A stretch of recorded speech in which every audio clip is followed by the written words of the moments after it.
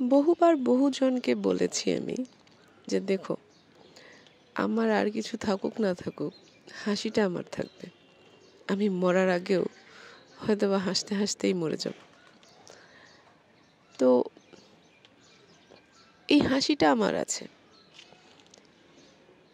একটা মানুষ আদ্যপান্ত আমাকে একেবারে শেষ করে দিয়ে যাওয়ার পরেও এই হাসিটুকু আমার আছে।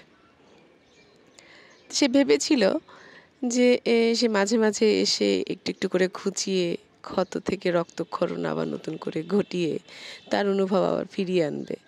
হাসি পায় যে আসলে অনুভব যেখানে আর অস্তিত্বই নেই, অনুভবের যেখানে অস্তিত্ব পুরো দাফন হয়ে গেছে, যেখানে মাটির সাথে মিশে গেছে অস্তিত্ব, শেষ, বিলীন যাকে বলে, তারপরে আর সেই অনুভব ফেরত আসে কিভাবে?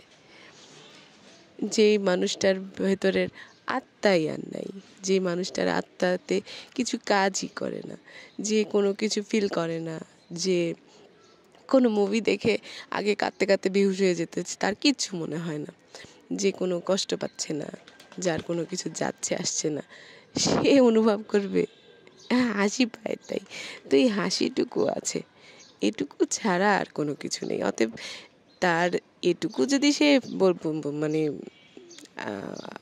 চিন্তা করতে পারে যে না, তার জন্য কিছু আছে, হ্যাঁ হাসিটা পায়, আর কিছুই পায় না।